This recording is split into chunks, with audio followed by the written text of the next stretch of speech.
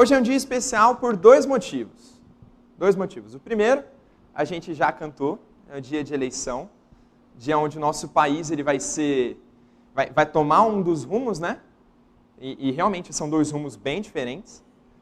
Mas também é um dia muito especial por conta disso. Alguém conseguiu entender lá? Alguma coisa? Não é difícil, né, gente? Latim é muito parecido. Aí está escrito, Ecclesia reformata et semper reformanda est. Ou, Igreja reformada, sempre se reformando. Esse é o título da nossa aula, porque amanhã, que dia que é? Dia 31 de outubro de 2022. Quantos anos a Reforma Protestante vai fazer amanhã? Quem sabe? 505 anos da Reforma Protestante. Vamos abrir um texto bíblico que foi um dos textos base para essa reforma acontecer, que é Romanos capítulo 1, versículo 17 apenas. Esse vai ser o texto em que a gente vai iniciar a nossa aula. E já queria dizer também que o reverendo Juliano ele ia trazer uma aula sobre a reforma também, não essa, mas outra. Só que ele não pôde estar por motivos familiares, certo? Então, Romanos capítulo 1, versículo 17 apenas. E, na verdade, esse texto foi um dos mais lidos, né? Só que a carta de Paulo aos Romanos inteira foi um fundamento extremamente sólido para a reforma acontecer. O texto bíblico diz o seguinte: visto que a justiça de Deus se revela no Evangelho, de fé em fé, como está escrito, o justo viverá por fé. Grandioso Deus, nosso Pai, obrigado por esse dia. Obrigado porque o Senhor nos dá o privilégio de estarmos aqui para aprendermos um pouco mais da Tua Palavra, que é viva, que é eficaz, que é mais cortante, ó Deus, que qualquer faca que nós temos nesse mundo. Que o Senhor opere no nosso coração, em nome de Jesus. Amém. Bom, gente, essa frase aí é uma frase em latim, e é de propósito que ela está em latim, tá bom? Porque ela é atribuída ao teólogo reformado holandês, Gilbertus Woods. Eu tentei pegar a pronúncia, é difícil, mas é isso aí, Gilbertus Woods. Essa frase teria sido proferida nesse concílio. Os irmãos não vão conseguir ver, mas atrás, nessa foto aí, é uma foto, não é foto, né? Porque não tinha foto, mas é uma pintura do concílio de Dort, que aconteceu lá na Holanda em 1618. Quando foi a reforma? 1517. Então esse concílio, essa frase foi proferida 100 anos depois do estopim da reforma protestante. E ainda estava acontecendo a chamada Era da Reforma. A gente tem esse nome dentro da história da igreja, Era da Reforma. Então, nesse concílio aí, e aí também em toda essa Era da Reforma, foram debatidas as afirmações arminianas, calvinistas, luteranas e tudo mais. Então, 100 anos antes, lá em 1517, Martinho Lutero, ele era um padre católico, ele pregava suas 95 teses, certo? Contra a igreja católica, a igreja dele, dando o estopim para um burburinho que já estava acontecendo antes. Então, já tinha um burburinho de reforma ali, nós temos os pré-reformadores antes de Lutero, antes de Calvino, e esse burburinho da revolução religiosa que já estava acontecendo há um certo tempo. O texto que nós lemos, ele dá o fundamento para tudo isso acontecer e vários outros também. Todos os anos, nós presbiterianos, reformados que somos, nós comemoramos essa data que é especial realmente para a gente. Nós relembramos o dia 31 de outubro de 1517, o dia da Reforma Protestante. Inclusive, amanhã fazem 505 anos, certo? Mas engana-se quem pensa que a Reforma Protestante foi apenas um ponto da história. Somente um fato determinado, um dia sequer. Ou se resume às 95 teses de Lutero, ou aos 5 pontos do calvinismo, solidificados um pouquinho depois, praticamente na mesma época que Lutero. Mas a Reforma, por mais que ela é um ponto específico da história, né, a gente tem isso acontecendo em um ponto específico da história, nunca acabou e nunca vai acabar. Por isso que esse teólogo ele falou isso. Igreja reformada sempre se reformando. Ele sabia disso. Porque 100 anos depois desse estopim da reforma, as coisas já estavam querendo balançar. Já tinha gente querendo voltar ao que era antes. A reforma aconteceu e já não estava mais perdurando tanto assim. Vários e vários concílios já estavam sendo estabelecidos e restabelecidos na Europa. A reforma já estava perdendo as suas forças, 100 anos depois. E isso até antes. Esse concílio é disso, mas até antes já estava perdendo as suas forças. A igreja já estava querendo voltar ao que era antes, por isso que ele diz isso. Eclesia reformada et sempre reformanda est. Igreja reformada, sempre se reformando. E essa aula a gente vai se basear nisso, para dizer que a reforma acontece e precisa acontecer ainda hoje. Como igreja reformada que somos, nós precisamos estar sempre se reformando. A proposta da aula então é a seguinte, nós teremos 2 blocos, só 2. No primeiro bloco nós veremos a reforma protestante do século XVI, uma passagem rápida pela história, para não ficar muito maçante. Nós veremos as causas da reforma, as reações dos reformadores e os impactos dessa reação que tem até os dias de hoje. No segundo bloco a gente vai olhar para a reforma protestante do século XXI, aqui, no século que nós estamos hoje, certo? O que já se perdeu com o tempo, então a gente vai questionar o que está acontecendo no nosso mundo hoje, de acordo com a reforma, e depois nós iremos resgatar 505 anos de história. Não, a gente não vai resgatar a história, a gente vai resgatar o que a reforma trouxe de bom. E nós veremos como que ela transforma a nossa vida hoje. Mas na verdade não é a reforma que transforma a nossa vida. Isso já preciso deixar claro para todo mundo aqui. Não é o que a gente vai ver aqui hoje sobre a reforma protestante, ou sobre os pontos do calvinismo, de Lutero, alguma coisa assim, que transforma a nossa vida, que foi a reforma. Não é uma reforma física também, de templos e tudo mais. Mas Cristo Jesus, com o seu sangue, com a redenção que Ele nos trouxe, Ele causa a reforma no mundo, mas na nossa vida. Certo? Então esses são os 2 blocos, na verdade. E aí, entre eles ali no meio, eu vou abrir rapidamente para alguma pergunta, mas eu altamente recomendo que as perguntas sejam jogadas lá no final, depois do segundo bloco. Bom, então eu vou abrir, mas eu recomendo só lá no final. Por quê? Porque esse segundo bloco, ele é extremamente prático. O que a gente faz com a reforma hoje?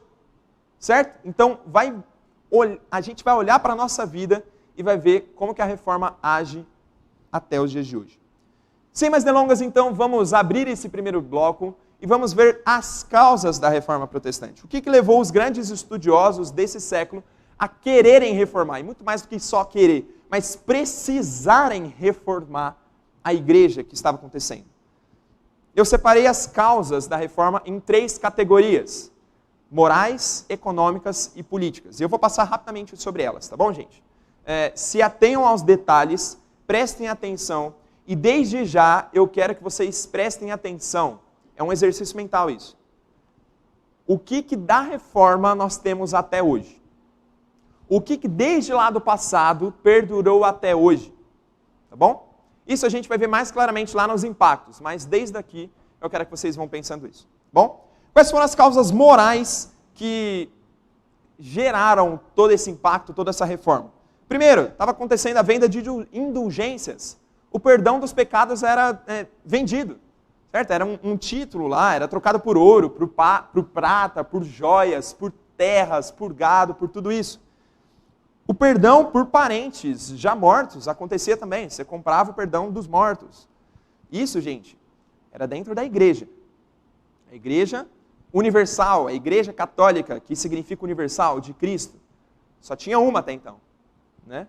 Tinha essa igreja, por mais que elas tinham as suas divergências e tudo mais, entre uma igreja aqui e ali, era só uma. Era uma igreja de Cristo, e isso estava acontecendo lá dentro. Indulgência plena, ou seja, você dava uma quantia de dinheiro gigantesca para comprar o perdão dos pecados que já foram e que vão acontecer até o final da sua vida. Isso era uma causa moral também. Né? Que mais? Eles vendiam relíquias. Eles vendiam ossos de galinha como ossos de santos. Eles estavam enganando todo mundo. Né? Outros objetos sagrados, só que eram falsos. Então isso foram algumas das causas morais. Outra coisa, eles estavam vendendo cargos. Comprava-se o cargo de papa, gente. Você podia dar um dinheiro lá e aí você virava papa pela quantidade de dinheiro. Comprava-se o cargo de cardeal, não havia formação dos padres. Quem tinha mais dinheiro ia lá e virava padre, virava papa. Não havia seminários ou alguma coisa assim. E por mais que tivesse nessa época essas coisas, eles não estavam seguindo mais isso. Foi se perdendo as coisas conforme o tempo.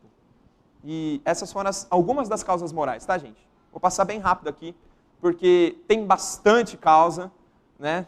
Eu estava conversando outro dia com os adolescentes e eles tiveram aula sobre a reforma protestante dentro da escola, né? E isso é uma matéria comum de história. Bom, então eu vou passar rápido aqui para as causas econômicas agora. Opa, deixa eu voltar aqui, spoiler. As causas econômicas. Primeiro, os juros era pecado. Se você tivesse um comércio e quisesse lucrar com isso, era pecado. Você não podia lucrar. Você tinha que pegar só o preço justo da coisa. Não podia lucrar com isso. A igreja condenava o lucro obtido pelo comércio. Então, o artesão e o comerciante, eles deveriam vender usando o preço justo. O que mais? O trabalho também era condenado. Isso eu achei bizarro. O trabalho era considerado uma coisa ruim, era um castigo divino. O trabalho não era para aqueles de sangue azul, não era para o clero, não era para a burguesia, não era para esses caras. Era feita para o homem comum como um castigo de Deus. Está todo mundo castigado, hein? Se a gente não tivesse tido a reforma, todo mundo que está trabalhando estava sofrendo castigo de Deus. Porque nós não fomos feitos para trabalhar. Isso afetava a burguesia, afetava os artesãos, afetava as suas manufaturas, afetava todo o ambiente ali. O trabalho era pecado, que é isso? Isso foi uma das causas econômicas. E aí se mistura com as causas políticas também. E não sei se vocês perceberam, mas todas as causas, elas são causas teológicas no fundo de tudo. São causas baseadas na Bíblia ou uma distorção bíblica ali. As causas políticas, o poder papal era o poder econômico. O Papa era quem tinha o poder soberano, um poder político. Ele que colocava os soberanos ali. O poder papal também era um poder cultural. As pessoas se comportavam obedecendo à igreja. A igreja era soberana. O Papa dizia que o rei era Deus e todo mundo... é isso aí. Isso aí. O Papa dizia, todo mundo concordava. Era um poder cultural isso. Até nas obras de arte, nas obras culturais, nas peças que tinham ali, a igreja mandava tudo. As músicas sacras, as pinturas, as obras de arte, tudo. Isso tudo é uma política. E era um poder que não se limitava somente a dentro da igreja. Era em todo o Estado, um poder estatal. Todas essas coisas e muito mais coisas, eu separei só algumas aqui, foram motivos suficientes para Martinho Lutero e João Calvino e várias outras pessoas como elas se levantar contra a própria igreja. Você imagina isso? Você está aqui, tranquilinho na igreja presbiteriana do Brasil, só que você está vendo que está tudo ruim. O pastor, ele só faz heresia. O conselho, ele está, comprando 50 mil terras e vendendo muito mais caro. Você está vendo que está tudo errado e você se levanta contra a sua própria igreja.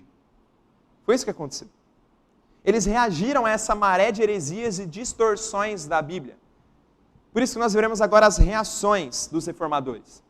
E como tem vários reformadores aqui, eu só peguei os dois principais para a gente ser mais objetivo nesse primeiro bloco. Porque o objetivo principal da nossa aula é ver como que a reforma acontece hoje. Igreja reformada sempre se reformando. Então, nós veremos as reações tanto de Martinho Lutero quanto de João Calvino. Certo? Nós temos vários outros, mas nós iremos se delimitar a eles. Primeiro, Martinho Lutero, a reação dele, e foram várias, eu só separei algumas aqui, ele criticou a Bíblia escrita em apenas uma língua. Ela era lida somente em latim, e o povo não entendia latim. Igual eu coloquei a frase lá, vocês entenderam só um reformar, mais nada, né? Mas aqui a gente vê que Lutero, ele brigava com isso. Ela deveria ser traduzida para o povo conseguir ler. Era para o povo a Bíblia. Ele afirmou também que a verdade está na Bíblia e não no Papa. A palavra de Deus é a Bíblia e não no Papa. E era isso que estava acontecendo lá. Ele estava indo contra a maré. Ele disse também que a fé presente nas Escrituras é que salva, baseado naquele texto que a gente leu no começo. Não a venda de indulgências, não com dinheiro, ou com boas obras, ou alguma coisa assim.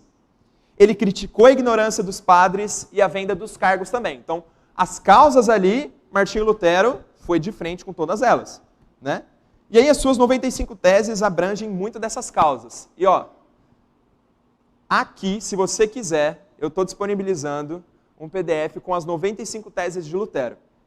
Se você nunca leu, eu recomendo, tá bom? Você pode apontar a câmera do seu celular ali, ou vir falar comigo depois, que eu disponibilizo esse PDF para você. Por quê? Porque essas 95 teses, a gente sempre fala delas, né? E não, estava lá pregado e tudo mais. Só que a gente nunca leu. A gente sabe o que o Lutero está falando, e a gente fala que é a igreja reformada e tudo mais. Então aqui, as 95 teses em latim, não, estou brincando, está em português, tá bom? Você pode ler aí, eu recomendo altamente, tá bom? As 95 teses, porque elas foram o estopim da reforma protestante. Ele foi lá e pregou isso lá na porta da igreja. É importante ressaltar, enquanto vocês vão apontando a câmera do celular aí, é importante ressaltar que por conta disso, Martinho Lutero ele foi excomungado da Igreja Católica. Ele tinha cargo lá dentro, ele era importante, mas ele, foi cortado da igreja. Isso, meus irmãos, é o que a reforma protestante fazia. Reforma nunca é fácil, né? Ele foi cortado. Mas, enquanto vocês vão apontando aí, eu vou beber uma água. E eu recomendo altamente a leitura, tá, gente? De verdade. É importante a gente saber disso. Passando para frente, a vez de João Calvino agora, que foi mais ou menos na mesma época de Lutero, ele estabeleceu os 5 pilares, os 5 pontos do calvinismo, conhecido como 5 solas. Né? A gente conhece muito bem, a gente já teve uma série de aulas sobre os solas e tudo mais. Aqui a gente tem somente Cristo, somente a Escritura, somente graça, somente fé, somente a Deus glória. Esses são os 5 solas, né, que a gente tem como base. Com esses 5 pontos, Calvino resumiu a fé cristã que divergia diretamente contra o que a igreja estava fazendo. Diretamente. E Calvino escreveu bem mais coisa também, tá, gente? E aqui eu já deixo a recomendação de mais uma outra leitura, só que essa é uma leitura muito maior, que são as Institutas da Religião Cristã de Calvino. Ele dá uma compilada em tudo que ele acha certo, tudo que ele vê na Bíblia, tudo que ele expõe. Ele fala assim, tá aqui, leiam. Totalmente diferente do que está acontecendo no nosso mundo, na nossa igreja, as Institutas da Religião Cristã de Calvino. Tem o livro na Amazon, tá, gente? Não é tão barato, eu vi ontem, estava por R$60, mas às vezes você acha uma promoção aqui, uma promoção ali, tá bom? Em resumo, gente, as principais reações e contribuições da reforma foram o retorno às Escrituras, eles brigaram bastante por isso, a centralidade de Cristo, vamos voltar a olhar somente para Cristo, e somente a fé salva, não é outras coisas, só a fé. A salvação, ela é dádiva da graça de Deus, mediante a fé em Cristo Jesus. O fato, e eles bateram o pé com isso também, a igreja não é instituição ou hierarquia ou poder, ou até o prédio, mas sim o povo de Deus, o sacerdócio real, a nação santa. Eles bateram o pé nisso. Essas foram as reações às causas da reforma. Mas essas reações elas tiveram impactos profundos na história. Tiveram impactos realmente profundos que mudaram o nosso mundo inteiro. Por isso que nós veremos agora os impactos dessas reações que tiveram os reformadores. E agora eu friso novamente. Veja esses impactos e olha para o mundo hoje. E não só para o mundo, mas olha para o seu círculo, para o seu trabalho, nas suas amizades, dentro da sua família, o que você faz, ou o que você costuma fazer, e veja se esses impactos que a reforma deu, essa herança da reforma, estão presentes na sua vida hoje. E vai pensando mesmo, esse aqui não, esse aqui sim, esse não. Esse mais ou menos, se perder um pouquinho. Então vai caminhando junto comigo nisso, tá bom? Isso é um exercício mental que é extremamente importante para o segundo bloco. O que aconteceu lá atrás que impacta a sua vida do cotidiano hoje? Então, os diferentes reformadores e seus seguidores, eles deram importantes contribuições em várias áreas, como teologia, filosofia, política, sociologia, educação, ética, várias delas. E aqui eu tenho uma lista de impactos e elas são bem gerais, mas eu vou dar uma especificada aqui, tá bom? O primeiro impacto que nós temos é com relação ao ensino. A reforma desembocou na defesa da escolarização universal e gratuita para as crianças. E também o direito das mulheres ensinarem dentro das igrejas. Das mulheres serem mais ativas na sociedade dentro da igreja. A participação ativa das mulheres na vida da igreja foi uma herança da reforma. O que mais? Nessa relação Estado e igreja, nesse meio tempo nós também vemos a separação da vida da igreja, ou seja, da vida eclesial, com a vida política. Aqui separa isso, onde até então era a mesma coisa. Os príncipes das monarquias europeias, eles desejavam que isso acontecesse. Por quê? Porque eles iam ter maior autonomia, maior poder em relação à igreja, né? E a reforma colaborou com tudo isso. A relação entre a igreja e o povo. Alguns historiadores afirmam que a expansão do protestantismo ajudou a fortalecer o capitalismo no século XVI. A partir daqui, o capitalismo começou a tomar uma forma gigantesca. A ética medieval, e olha só, isso é engraçado. O que a igreja condenava? O lucro, o capitalismo, o empréstimo cobrando juros. E aí ela propõe a doutrina do preço justo. A reforma aboliu isso, dando mais poder aquisitivo na mão do povo. O povo tem o dinheiro. E agora que não precisa ficar gastando com indulgência, né? Não precisa ficar gastando com olhinho da unção de 55 mil anos atrás, né? Aqui a reforma aboliu isso. O protestantismo também libertou a burguesia das proibições eclesiásticas. Então agora o comércio está acontecendo cada vez mais. Os camponeses viram na reforma a chance de corrigir os erros, de corrigir injustiças do sistema feudal que estava acontecendo ali. Nós vemos no protestantismo, na reforma protestante, alguns traços já da revolução que aconteceu um pouquinho depois, da Revolução Inglesa. O federalismo, que começou nas próprias igrejas calvinistas, lá da Suíça e da Inglaterra.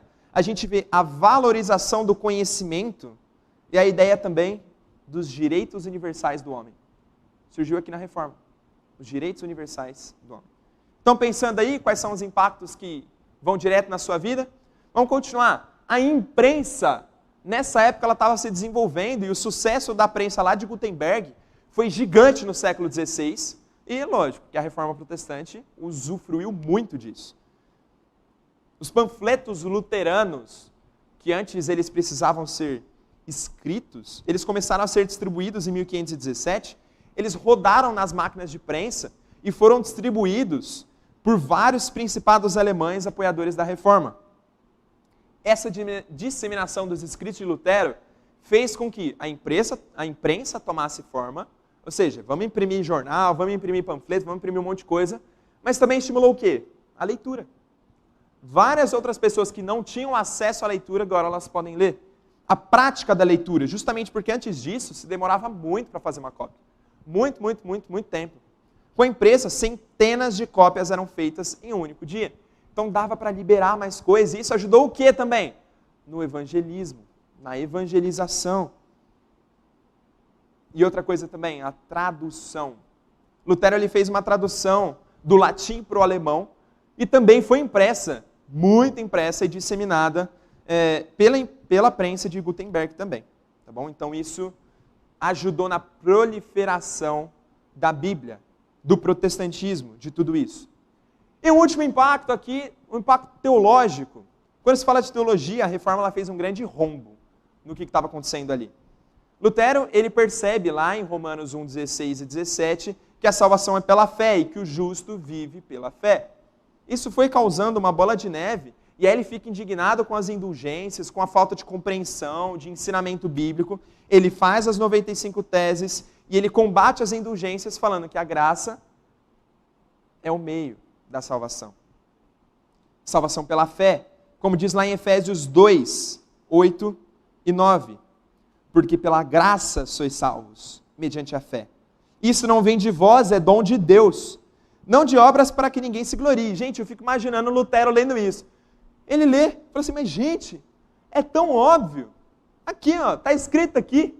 Deus deixou com todas as letras. A salvação é pela fé, não de obras para que ninguém se glorie. O justo vive por fé. Salvação pela fé. Está escrito isso em todas as letras, várias vezes na Bíblia. E os caras lá, alguém quer salvação? 50 ouros, alguém quer? Alguém? E muita gente queria, muita gente comprava, por quê? Porque a igreja mandava em tudo. Você vai falar contra a igreja está ensinando que você compra a salvação, você vai ler um cara falando assim, mas salvação é pela fé. Aí você vê os padres e as autoridades da época falando assim, não, mas se você não comprar, você vai para o inferno. Ixi. Se você não comprar aqui indulgência, você não vai ter um pedacinho do céu. E aí? Foi difícil isso. Fez um rombo gigantesco. A reforma com Calvino agora, mais para frente, nesse âmbito teológico, deu origem aos 5 pilares basilares do protestantismo.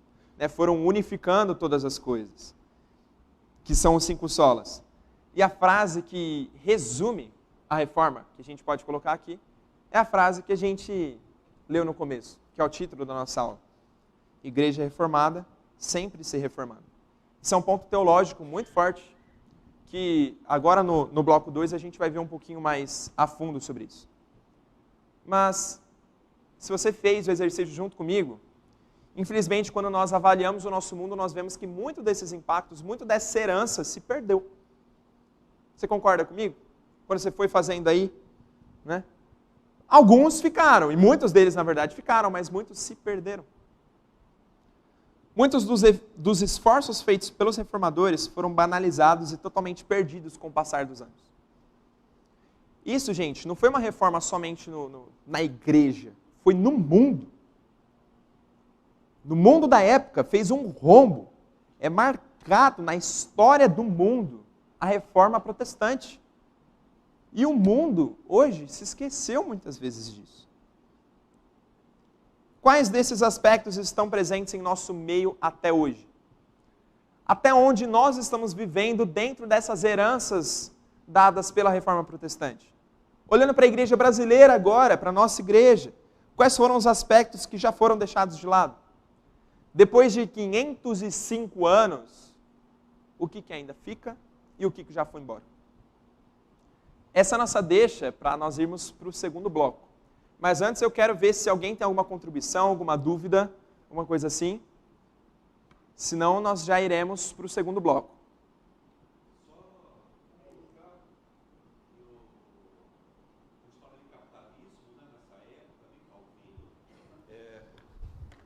Ele tratava isso, né, e incentivava o lucro, mas não o lucro pelo lucro como é hoje.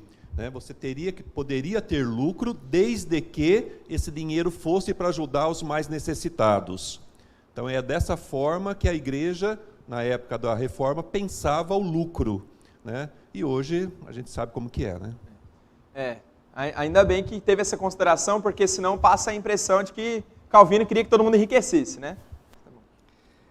Com relação à nossa soteriologia medieval, como nós éramos salvos lá, você comentou, Lutero leu Romanos 1, leu Efésios e entendeu.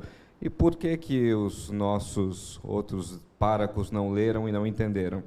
Isso tudo passa por um problema de tradução. A Bíblia que era utilizada era a Vulgata, de Jerônimo, e a Vulgata tem sérios problemas com relação à tradução. O principal termo é o metanoia, que é um termo que na Bíblia Católica foi traduzido como penitência e que nós entendemos hoje no português, uma palavra difícil, bem difícil, no grego, mas nós entendemos que soa melhor como arrependimento.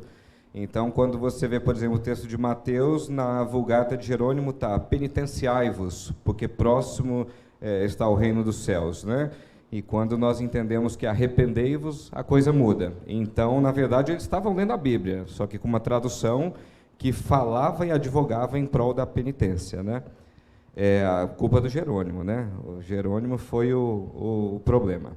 E com relação à tradução ainda, muito antes de Lutero, nós tivemos 2 pré-reformadores expoentes. O primeiro, Valdo, apelidado de Pedro, porque alguns viam traços do apóstolo nele, então chamam-se de Pedro Valdo, embora o nome fosse só Valdo, que, notando esse problema da tradução de Jerônimo, ele contratou vários tradutores para traduzirem as escrituras para o provençal, que era a língua que ele falava na região da França. Isso no século XII. E no século XIV, Wycliffe, na Inglaterra, traduziu a Bíblia para o inglês. Então, antes de Lutero, nós já tivemos vários pré-reformadores que tiveram esse zelo de entender que a tradução devia ser aí. E só a título de curiosidade, você falou da graça de Deus na providência de Gutenberg ser contemporâneo de Lutero. Na verdade, Gutenberg morreu um pouquinho antes, no século passado, mas era mais ou menos na mesma época. Uma Bíblia de Wycliffe, nas mãos de um copista, levava em torno de 9 meses para ficar pronta. Então, para você ter uma cópia da Bíblia em inglês, 9 meses. E os custos eram exorbitantes, não tinha fácil acesso. Então, de fato, a reforma foi um momento em que Deus levantou na história diferentes homens, em diferentes momentos, em diferentes estados, com tecnologia, para que houvesse um impacto ali na humanidade. E uma última nota, se me permite, naquele teu item de Estado, Igreja, Povo, você comentou que houve uma separação, né? Que a reforma trouxe isso. Na verdade, eu vejo como uma separação do clero católico, porque quando a gente pega para estudar os cantões lá da Confederação Helvética, na Suíça, né, nós tínhamos várias cidades-estado que se denominavam protestantes e outras católicas. Tanto é que nós brincamos que nós tivemos a nossa teocracia lá em Genebra, né? Então, não é que a gente separou o Estado do povo, a gente separou a Igreja Católica do Estado. Mas lá em Genebra, a política, o legislativo, o judiciário era protestante. Então, não é que os reformadores são contra e defendem uma laicidade como temos hoje, mas eles defenderam uma separação do catolicismo do poder executivo. Agradeço, viu? Isso aí trouxe uma riqueza histórica para a nossa aula. E, gente, a reforma, você para estudar a reforma, é maravilhoso o que Deus fez nas mãos desses reformadores, pré-reformadores, pós-reformadores. Teve muita coisa acontecendo. E se você tiver a oportunidade, gente, vou recomendar mais um livro aqui. A História Ilustrada do Cristianismo, volume 2, começa com a Reforma Protestante. É um livro muito simples, só que extremamente detalhista, que vai contar sobre a reforma. Por que eu não trago mais detalhes aqui? Porque tem um reloginho correndo, né? E o foco da nossa aula é outro aqui. Mas é importante que a gente saiba desses detalhes, por mais que curtos, para a gente entrar agora no nosso mundo hoje. Essas heranças, né, que os nossos irmãos contribuíram, esses impactos que nós vemos aqui da Reforma Protestante lá do século XVI, o que vem hoje? O que da Reforma chega a nós hoje, no século XXI? Quando nós analisamos o nosso contexto, não é totalmente desastroso, né? Não foi totalmente desastroso o pensamento de vocês. Ainda nós temos muitos aspectos da Reforma que ainda perduram. Graças a Deus. Graças a Deus que mulheres e crianças agora têm acesso ao ensino, têm direito aos estudos, certo? Graças a Deus que a relação entre o Estado e a Igreja é saudável hoje, né? Até quando nós olhamos para o nosso contexto aqui. Foi no meio de muitas lutas, né? Muitas lutas mesmo, mas hoje é saudável, nada autoritário, né? E ainda, no nosso país, sem perseguição, ainda. Tá? Uma perseguição talvez velada, mas ainda. Graças a Deus que a relação que a igreja tem com a população do país é de paz. Né? A igreja como instituição é de paz, é tranquilo com o Estado e tudo mais. Certo? Graças a Deus que desde a época da Reforma, a Bíblia é o livro mais disseminado no mundo. Ela é traduzida por vários e vários idiomas no mundo todo. Graças a Deus por essas heranças da Reforma que continuam até hoje. E vocês pensaram em várias outras coisas, mas que continuam até hoje. Mas, quando olhamos fora desses aspectos sociais, desses aspectos morais ou dessas contribuições gerais que aconteceram da reforma, quando nós entramos de cabeça nos aspectos teológicos, será que eles foram deixados de lado também? Será que eles se perderam ao longo dos anos? Deixa eu ver o que tem aqui só. Tá, beleza. Quando nós pensamos nas 95 teses, será que hoje nós estamos comprando e vendendo salvação? Ou por aí afora a gente tem feito isso? Será que nós estamos negociando com Deus as questões da igreja? Hoje nós aqui. Olhando para os 5 solas, será que a igreja brasileira tem vivido somente baseada na Escritura? Somente na fé? Somente baseada em Cristo como Senhor e Salvador? Somente na graça? Somente dando a Deus glória? Será que a nossa igreja aqui, a Igreja Presbiteriana do Brasil, em Indaiatuba, tem vivido isso? Muitas vezes a gente responde sim, né? A nossa igreja é reformada e graças a Deus pela nossa igreja, que é bíblica. Mas quando nós olhamos para fora, para a nossa realidade aqui de outras igrejas, é triste isso. É triste porque muito disso se perdeu. Se perdeu mesmo depois da reforma. Mas eu quero cavar o buraco um pouquinho mais a fundo. Olha para a sua vida hoje, para o seu coração, para as suas atitudes, para os seus pensamentos. Você tem buscado as verdades sólidas da sua vida somente nas Escrituras? Ou você tem buscado em outros lugares? Quando as situações apertam, para onde você recorre? Você pesquisa lá ansiedade e depressão no YouTube, no Google, ou você vai correr para alguma coisa? Quando o dinheiro aperta, você busca a solução aonde? No empréstimo no banco? Ou você vai pedir emprestado para alguém? Se você vem aqui ano após ano e confessa somente a Escritura, essa é a sua verdade absoluta mesmo? Mesmo? Somente ela? Ou tem mais uma constituição de alguma coisa? Ou tem mais alguma coisinha? É a Bíblia mais alguma coisa? Será que é somente as Escrituras mesmo? Você diz que a salvação é baseada na fé em Cristo, porque nós somos reformados, presbiterianos, protestantes. Mas será que você tem vivido desse jeito? Colocando a sua fé somente em Cristo? Porque isso que é os 5 solas, né? Somente a fé. Você tem agido como se sua vida fosse um salto de fé? Ou você tem confiado mais nos números da sua conta bancária? Isso é fé também. Tem fé que o dinheiro vai dar até o fim do mês, né? Ou vai dar para pagar o cartão de crédito? Você tem depositado mais confiança no seu trabalho, com o seu esforço, do que fé em Cristo Jesus? Isso é se refletir, gente, porque nós temos plena convicção, somente a fé. A gente fala isso, somos reformados, mas será que a gente vive isso? Colocando a fé somente em Cristo Jesus?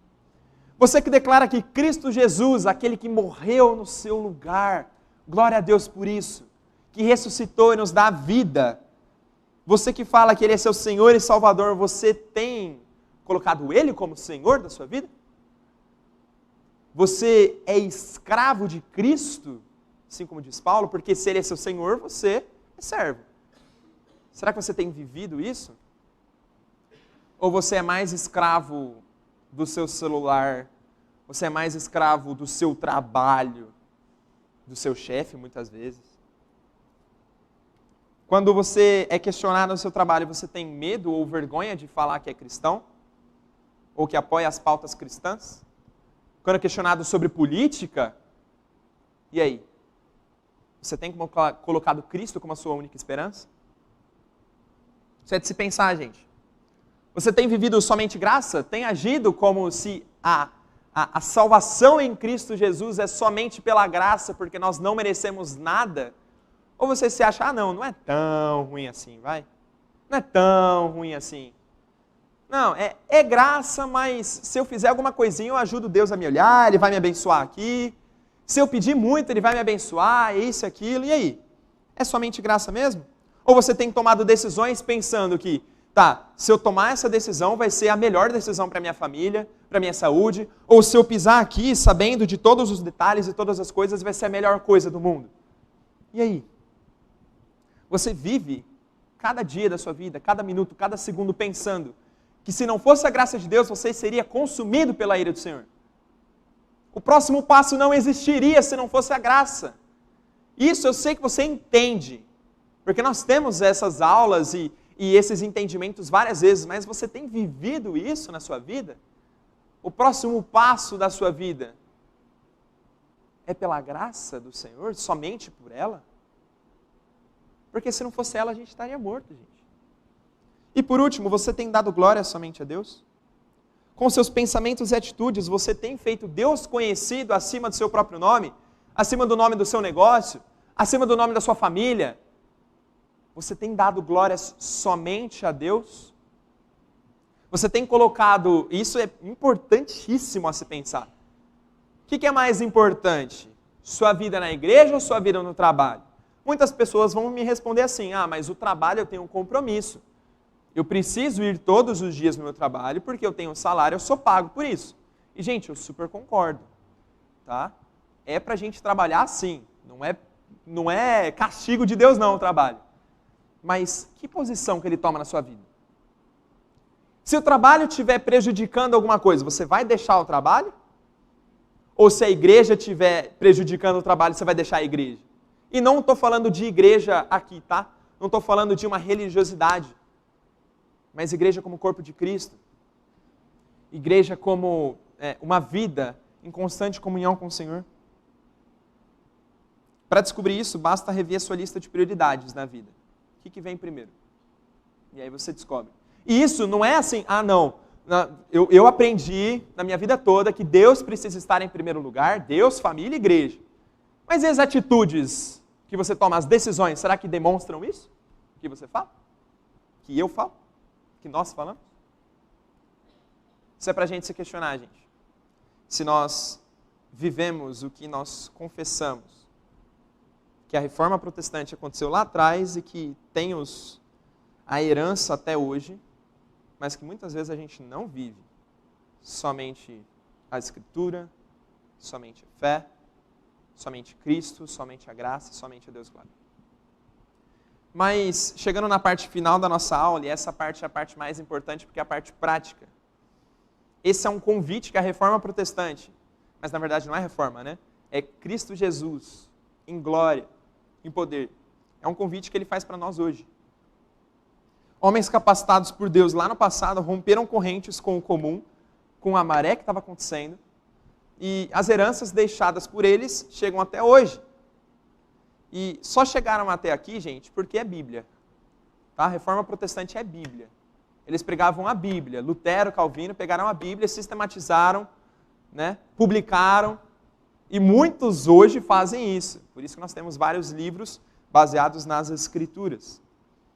E só chegam porque são palavras de Deus. Mas nós precisamos reformar a nossa vida hoje. Nós precisamos colocar em prática a frase da nossa aula. Certo?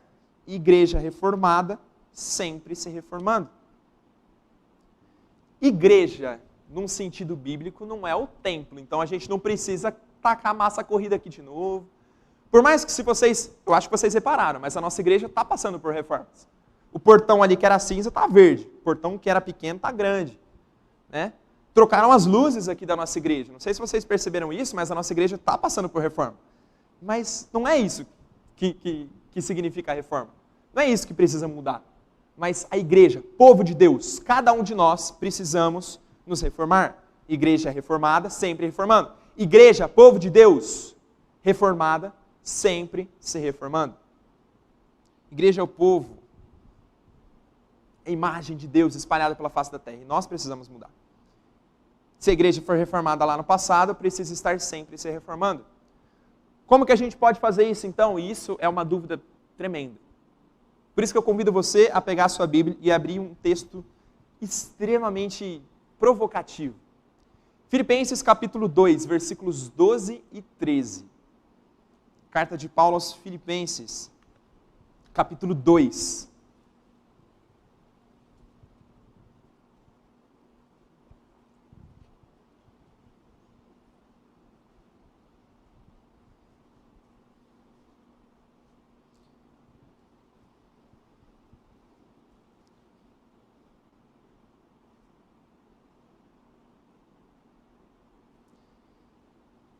Versículos 12 e 13.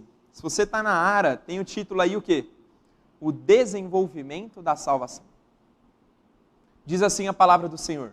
Assim, pois, amados meus, como sempre obedecestes, não só na minha presença, porém muito mais agora na minha ausência, desenvolvei a vossa salvação com temor e tremor, porque Deus é quem efetua em vós tanto querer como realizar, segundo sua boa vontade. Desenvolvei a vossa salvação. E eu quero propor uma ilustração aqui para a gente entender direitinho o que é essa salvação aqui. A nossa salvação, dentro dessa ilustração, é como um pedaço de terra, tá? Um terreno de uns 5 mil metros quadrados aí, vai, mais ou menos do tamanho da chácara que a gente vai quarta-feira, tá? Na nossa confraternização, mais ou menos lá da chácara Primavera, tá bom? Essa terra, ela foi comprada por Deus, com preço de quê? Preço de sangue, sangue de Cristo Jesus. Essa terra foi comprada e foi, entregue. Está aqui, para você. Pra você. Todos aqueles que confessam Jesus como Senhor e Salvador recebem esse pedacinho de terra de graça. Somente graça, não é verdade?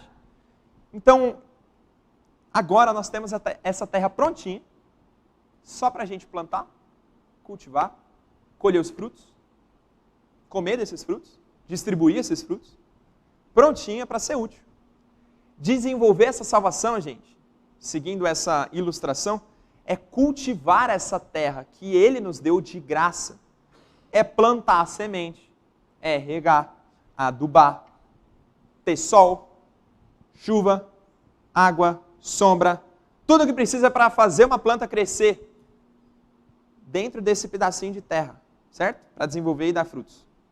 Se precisar de algum reparo, se precisar de alguma reforma, né, reforme. A gente precisa ir lá e podar algumas folhinhas, né, tirar as ervas daninhas e tudo que prejudica. Se tem algo dando errado, vai lá e conserta e tudo mais, dentro dessa terrinha. Saindo da ilustração e agora vindo para a nossa vida, nós somos chamados por Deus a desenvolver a nossa salvação, ou seja, a reformar a nossa vida, a sua igreja, povo de Deus. Somos chamados por Ele mesmo para sermos santos, santificados, para nós desenvolvermos a salvação. Reformar a nossa visão de mundo, reformar as nossas áreas da nossa vida. Por isso que nós somos chamados por Deus, e aqui vão ter 5 pontos que nós precisamos resgatar da reforma. Nós precisamos reformar tudo isso. E preste bastante atenção, porque aqui é muito prático, tá, gente? Nós somos chamados por Deus para reformar o nosso trabalho. Até quando que Ele vai tomar a maior parcela da nossa vida? A maior preocupação? Até quando o dinheiro vai ser o nosso Deus? Até quando isso vai tomar conta do nosso ser? E aqui eu não estou falando necessariamente de tempo, tá, gente? Eu sei que vocês gastam a maior parcela da semana dentro do trabalho. Isso não é errado, mas sim de importância. O quanto você tem depositado as suas esperanças nos frutos do seu trabalho. No dinheiro que Ele dá, no prazer que Ele... O dinheiro não traz felicidade, né? Mas Ele manda buscar, né? Você paga lá, traz a felicidade. Mas não é isso. Por isso que nós precisamos reformar a maneira com que você encara o seu trabalho. Olha para o seu trabalho e fala assim, ele tem um lugar na minha vida que não é o principal. E as atitudes, as decisões, os pensamentos baseados nisso.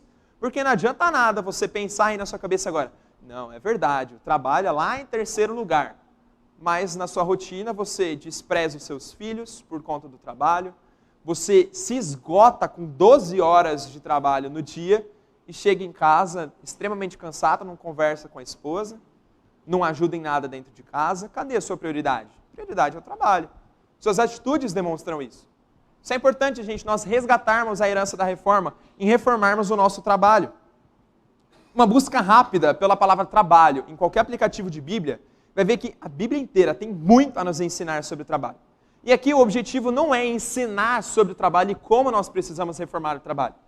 Porque isso dá uma aula inteira, tá, gente? Cada pontinho desse aí dá uma aula inteira. Mas nós precisamos reformar o nosso trabalho. Isso é uma herança da reforma. Mas mais do que isso, mais do que uma herança da reforma, é a palavra de Deus falando. Gente, desenvolvam a salvação de vocês. Como fazer isso? Mudando o jeito em que a gente encara o trabalho. Reformando a nossa visão, reformando as nossas atitudes com relação ao trabalho. Além disso, nós somos chamados por Deus a reformar os nossos relacionamentos. Como você lida com as pessoas que estão ao seu redor? Como você lida com a sua família e com seus colegas de trabalho? Isso é herança da reforma também, gente. Reforme os seus relacionamentos, então, colocando os outros acima dos seus próprios interesses. Aqui, nas outras aulas que eu dei, nós valorizamos bastante o quesito de igreja. Né? As 2 últimas aulas, se eu não me engano, a gente falou bastante do que é ser igreja, do que é culto e como nós podemos fazer isso. Dentro dos relacionamentos, ser igreja reformada, protestante e tudo, é nós colocarmos os outros acima dos nossos interesses. Isso implica até no trabalho, gente. Até no trabalho. Muitas vezes a gente olha para a vida de um pastor, por exemplo, que muitas vezes é exemplo, né? Ele é pecador também, tá, gente? Bastante. Mas a gente olha o pastor e ele fala assim, nossa, ele saiu na folga dele para poder fazer um velório. Que exemplo. Que exemplo, né? Ele está colocando a vida dos outros acima da vida dele próprio. Gente, isso deve ser alguma coisa comum da nossa vida. A gente abdicar dos nossos interesses pessoais e até de dentro da nossa casa e valorizar o próximo. Valorizando mais o ganho do seu próximo do que o seu próprio. Abrindo mão das suas vontades para suprir a necessidade do próximo, para o benefício do próximo. Gente, isso é herança da reforma, mas mais do que isso, novamente, é Bíblia. Joga a palavra próximo, irmão, amigo na Bíblia para você ver o tanto de coisa que tem a nos ensinar. E aqui nós já tivemos várias outras aulas e tudo mais sobre isso, né? Mas nós precisamos reformar os nossos relacionamentos. Além disso, e agora, bem pertinente para o dia de hoje, nós precisamos reformar a política. A reforma lutou bravamente contra a política corrupta que tinha dentro da igreja, no Estado, que naquela época era tudo bagunçado. O cristão reformado, chamado por Deus, através de Jesus Cristo, é chamado para reformar a política, primeiro daqui de dentro. Ó. Primeiro daqui de dentro. Do nosso coração, mas também do mundo. O cristão, ele precisa sim se envolver com política. Engana quem pensa que não precisa. E se envolver não quero dizer que você precisa se candidatar não, tá gente? Vou ser vereador daqui 2 anos. Não é isso. Mas é sempre bom. Ele precisa votar. Ele precisa ler os planos de governo para saber o que está acontecendo. Ele precisa tomar decisões debaixo de um guarda-chuva de oração, de várias pessoas orando junto. E precisa, gente, se envolver com política. Precisa entrar dentro de discussões políticas, não para debater, não para atacar, mas para apaziguar e para pregar o evangelho dentro de discussões políticas. Gente, isso é uma maneira fenomenal de evangelismo. Por quê? De um lado você tem o candidato X, do outro lado você tem o candidato Y, metade do mundo está aqui, metade do Brasil está aqui, metade do Brasil está aqui. Algum deles vai resolver o problema do Brasil? Não. E você sabe disso. Quem vai resolver o problema? Jesus. Então chega na discussão política e fala o quê? Gente, nenhum nem outro. É Cristo Jesus a esperança, a solução do nosso país. Pronto, você pregou o evangelho. Não é tão difícil quanto a gente pensa pregar o evangelho não, viu gente? É só pegar essas brechas. Mas nós precisamos, para fazer isso, nós precisamos reformar a política. Nós precisamos, gente, idolatria política. Chega disso. A gente sabe que não é um candidato que vai resolver o problema do nosso país. Então não defende ele com garras e dentes e unhas e bate em todo mundo por conta dele. Não entra em discussão política à toa, entra para pregar o evangelho, mas não entra para poder defender o seu candidato. Isso, gente, é se envolver com política. E a gente precisa fazer isso. Nós precisamos reformar a política que tem no nosso coração, mas também no mundo. A gente não pode ser omisso a isso. Herança da reforma, mas é Bíblia. A gente precisa se envolver. Fora isso, nós precisamos reformar a cultura. Gente, uma coisa que a gente não pode fazer é se isentar da cultura. Muitos de nós, a gente começa a ver aqueles programas, né? Começa a ter aquelas novelas da Globo. A gente fica até meio assim, né? Por quê? Porque é uma produção cultural ruim. Uma coisa ruim, péssima, que prega contra os valores bíblicos. Mas, gente, nós não podemos se isolar do mundo. Jesus não pediu para a gente ser sair do mundo, mas para livrar do mal só. A gente está imerso dentro dessa cultura e a gente precisa reformar a cultura. Para vocês terem uma noção, o próprio Lutero, ele fazia produções culturais. Ele escreveu um hino, o Castelo Forte é dele. E vários outros também, eles escreveram hinos, e música é uma produção cultural. Hoje, no mundo de hoje, nós temos vários cantores e produtores cristãos que eles fazem músicas que não são cristãs. Curioso, né? Você pensa, nossa, mas para que então que ele está fazendo música? Porque a música, por mais que ela não é uma música cristã, ela tem uma cosmovisão cristã. Ela espalha o mundo ideal com Cristo Jesus. A gente vê isso e nós precisamos fazer isso também. No último fim de semana, eu e os adolescentes, a gente estava num acampamento. E esse acampamento foi maravilhoso, foi não? Muito bom.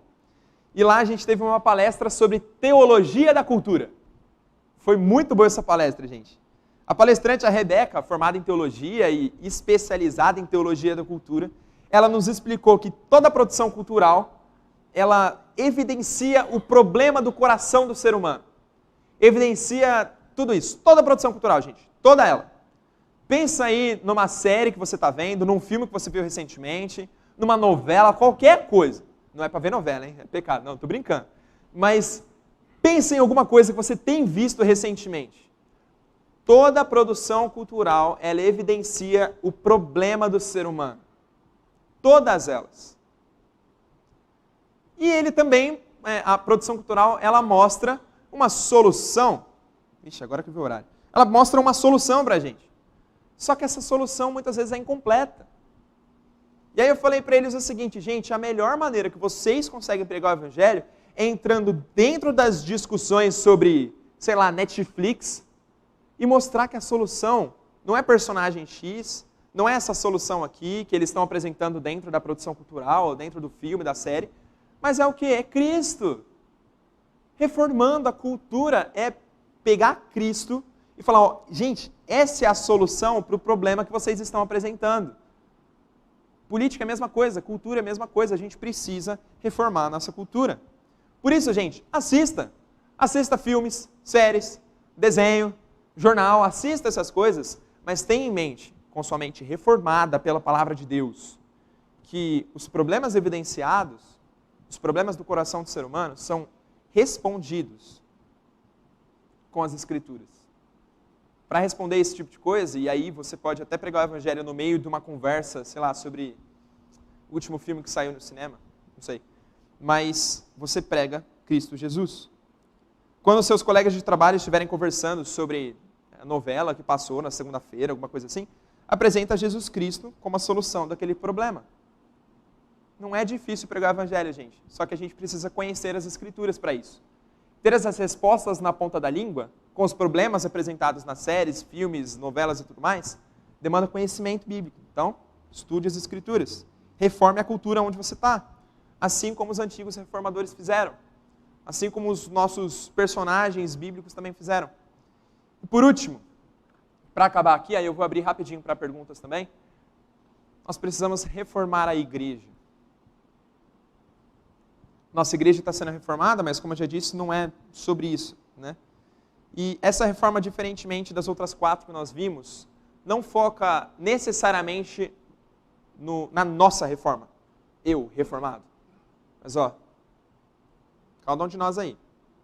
Só você olhar para o lado e você vai ver alguém com uma plaquinha, em construção. Em reforma. Estamos em reforma para melhor atendê-los. Todos nós estamos em reforma aqui porque Cristo Jesus tem desenvolvido a salvação em nós. Nós temos sido santificados progressivamente, cada vez mais, sendo cada vez mais santos. Mas essa reforma precisa acontecer. Requer cuidado e preocupação com os outros. Isso liga também com os outros, liga com os relacionamentos, liga com os outros pontos. Mas isso é extremamente importante, você olhar para o lado e falar assim, nossa, ele está em construção. Tem algum pecado ali que está sendo tratado. Deixa eu ver se eu posso ajudar ele nessa reforma. Deixa eu ver se o meu irmão está precisando de alguma coisa. Deixa eu ver se o meu irmão está precisando rever todos esses pontos e ter uma reforma gigantesca na sua vida. os nossos reformadores, né, pré-reformadores, lá da Reforma Protestante, todos eles não se preocuparam com a própria vida, tanto que eles sofreram por conta da Reforma. Eles se preocuparam com a boa teologia que estava sendo pregada. Eles se preocuparam com o que a igreja, o corpo de Cristo estava precisando. No zelo pelo cumprimento da palavra de Deus.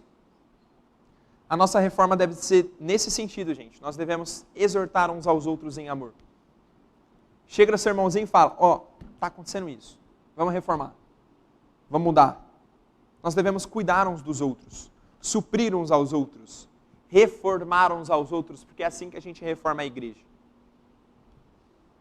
Recapitulando então, gente, trazendo os 2 blocos aí para a tela. Hoje nós vimos bastante coisa. Né? Primeiro um panorama histórico sobre a reforma protestante do século XVI, o impacto que essa reforma teve no nosso mundo. Depois vimos que esse impacto se perdeu e que a gente precisa resgatar ele na nossa vida, como igreja reformada, sempre se reformando. Lembrem dessa frase, viu, gente? Nessa semana aqui, quando você for votar, qualquer coisa. Você é igreja, povo de Deus, reformado. E você está sempre se reformando, sempre se santificando. Nós precisamos fazer isso, gente. Reformar o nosso trabalho, os nossos relacionamentos, a nossa política, a nossa cultura, a nossa igreja. Mas eu preciso avisar você uma coisa. Assim como os reformadores sofreram por conta da reforma, uma reforma ela dói. É difícil. Precisa derrubar uma parede para fazer uma sala maior. Reforma machuca. Os reformadores eles foram excomungados, eles foram odiados, eles foram mortos. Pelos seus irmãos e amigos, gente.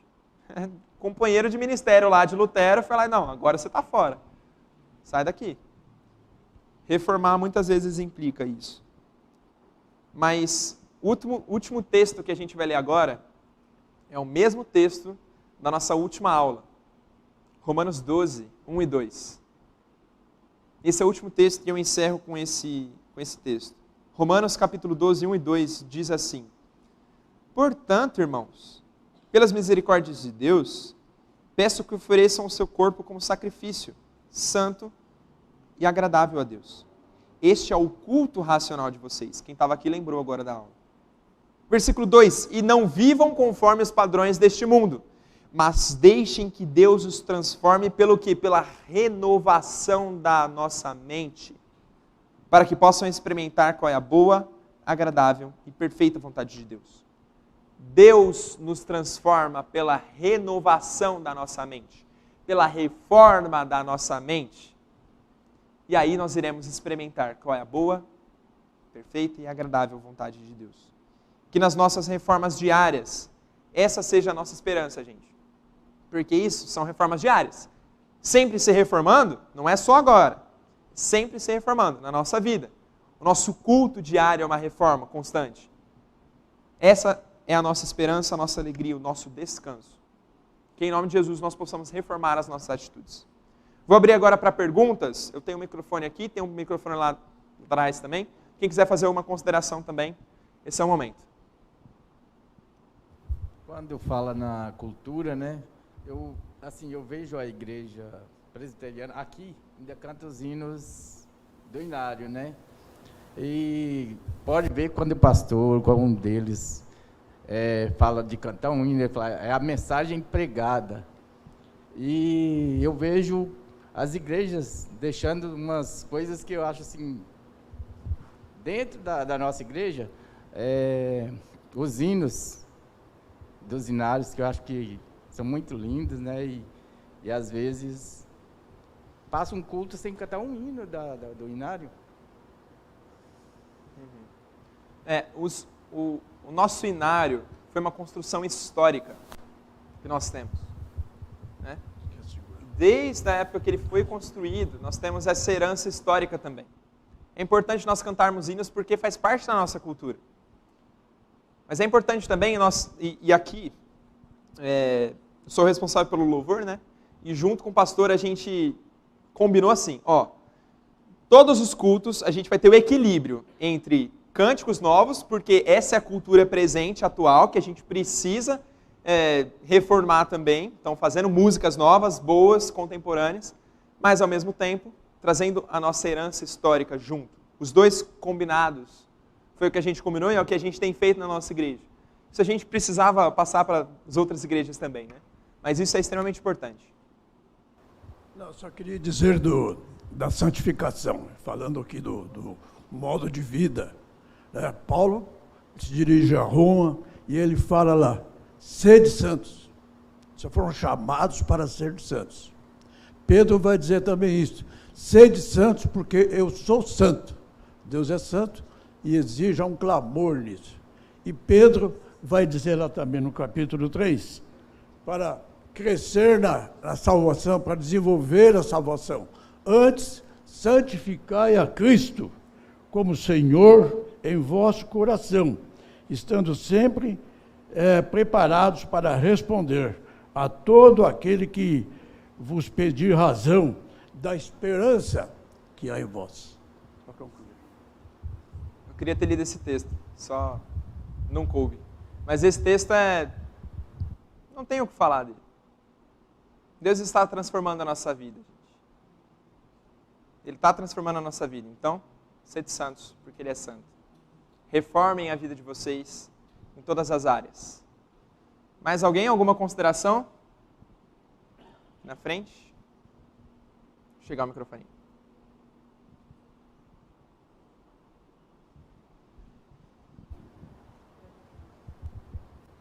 Diante de você falar da reforma e que a gente todos os dias tem que estar nos reformando, eu vou me atentar à cultura. A cultura ela é muito rica e nós temos que nos preocupar, sim, com qual a cultura a gente está colocando dentro de nós. Porque uma vez eu ouvi um pastor falar que muitas vezes a gente está jogando lixo dentro de casa, a gente está deixando lixo entrar dentro de casa, né? E porque a gente vê em novelas, em filmes, a gente acaba começando a assistir um filme, a gente para de assistir. Porque não dá, tem cenas de sexo, tem violência, como se diz assim, monstros horríveis, e aquilo vai invadir a nossa mente, né? Nós, como adultos, a gente já vai assimilando as coisas, falando, nossa, isso não vem de Deus, vamos arrancar isso aqui. Mas crianças e adolescentes têm sido invadidos, sim, pela cultura para tirar Deus da vida delas e colocar aquilo que está lá dentro. Eu não sei se vocês lembram de uma época que tinha uma propaganda na Cartoon que falava assim, falava sobre o desenho e falava assim, a gente faz o que quer. Quando eu vi essa propaganda, eu pensei, nossa, uma criança ouvir isso, ela vai levar para outro lado. Eu posso fazer o que eu quero. O adulto vai entender diferente. Dentro do desenho, eu faço o que eu quero. Mas a criança não. Então, a gente precisa estar se reformando, sim, em todos os sentidos, e estar muito preocupado com a cultura. Porque muitos filmes e desenhos de bruxa, não existe bruxa. Existe, sim, e é uma seita. E elas estão invocando demônios. Isso é real. Então, nós precisamos, nós como cristãos, tomar muito cuidado com aquilo que a gente assiste e aquilo que a gente coloca dentro de casa. Isso também é uma reforma, né? E pegando nesse lado também, tem os artistas cristãos de hoje em dia, eles têm lutado não contra a cultura, mas para produzir conteúdo cristão, produzir cada vez mais músicas, séries, filmes cristãos, para estar nesse meio também. E é importante que a gente tenha a nossa mente bem solidificada na palavra de Deus, para filtrar a nossa cultura. Bom? E agora vamos para a última, porque o horário já deu e daqui a pouco o seu salve vai me bater. Ô, Natan, e a respeito do que a irmã acabou de falar ali, eu estava pensando enquanto ela estava falando, né? Dentro de casa, esses filmes que a maioria, se você for ver na Netflix, hoje em dia, 90% expõe isso daí, sexo explícito, nudez, etc. E, às vezes, a gente pega assistindo esse filme com uma certa normalidade.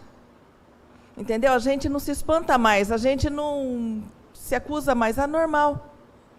E outra coisa também que eu queria colocar para você agora, para a igreja, né, a respeito da política que você citou. Eu concordo que não é um, não é outro, mas como você disse, a gente está nesse mundo, a gente vive nesse mundo, como você mesmo disse, a gente tem que discutir a política. Por exemplo, tem um lado A, tem um lado B. Mas eu estava lendo uma matéria essa semana da ministra Damares, falando que o lado B, que é o lado comunista que a gente sabe, eles apoiam diversas irregularidades, como a gente sabe, e, por exemplo, eles estão tirando o dentinho de crianças para fazer exploração sexual, para não doer na hora do ato. Então, eu penso assim, como que a gente vai se calar, não assumir um lado diante de uma situação dessa? Não que a gente queira estar deixando Cristo de lado, não estar buscando, entendeu? Mas eu acho assim que a gente devia se impor, sim, a esse respeito. Diante de um posicionamento político, gente, isso está bem à flor da pele, tanto hoje quanto nos últimos meses, e vai continuar sendo isso, nós precisamos estudar a palavra de Deus. A resposta que a gente tem que dar ao mundo é a Bíblia. E aí, na hora de sentar e decidir os votos, a gente precisa estudar bastante. A palavra de Deus, aqui, né? Teve um pastor que ele falou que o pastor ele sempre tem que estar com a Bíblia e um jornal na mão, né? Os dois juntos, para estar junto com o mundo ali. Então ele precisa estudar a Bíblia, saber os conceitos, ter em mente a cosmovisão que a Bíblia apresenta, o mundo ideal que Deus apresenta, e olhar para o nosso mundo e falar assim, tá, o que a gente pode fazer com relação a isso? Qual a nossa responsabilidade? Nossa responsabilidade é votar. Quando tem um candidato X e um candidato Y, olha para o plano de governo deles, para a vida deles, para os partidos, é extremamente importante tudo isso, tá, gente? Tudo isso, e analisa, tá, o que mais condiz com as Escrituras? O que Deus requer de nós? Essa é a responsabilidade. E, gente, nós temos muitas eleições pela frente aí. Temos que tomar cuidado com os líderes, principalmente líderes de igreja, o que eles falam, né? Porque eles são líderes e levam o povo a pensar de uma forma. E muitas vezes formas falsas e mentirosas. Porque o líder de igreja, às vezes, é muito ligado à política e dissemina a falsidade. Inclusive, o que a Damares falou, né? É falso isso. Tá? Então, tem que tomar muito cuidado. É uma tristeza isso, né? É uma tristeza ouvir esse tipo de situação. Líderes Dentro de lugares, né, que eles disseminam isso, e a gente acredita. Por quê? Porque é uma pessoa que a gente leva como idônea, está falando uma situação como essa. E a gente percebe que ele tem um viés político no que ele está falando. Então, muito cuidado com isso. Tá? Se ouvir uma mensagem dessa, vá no Google, algum lugar, vê se é verdade ou é mentira. Porque senão, gente, a gente vai disseminar mentira e a gente começa a pecar por conta de outros. É isso, gente. Olhando para as Escrituras, viu? Vigiai e orai. Vigiai e orai. Bom?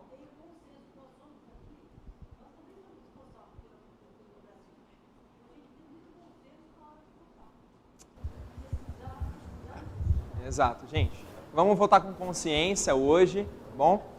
Não é a hora de você pegar e abrir os planos de governo e decidir agora, tá? Mas ore bastante, tema ao Senhor, vigiai e orai, leia as Escrituras para saber para onde ir, para onde correr. Mas você não vai correr para um ou para outro, você vai correr para Deus.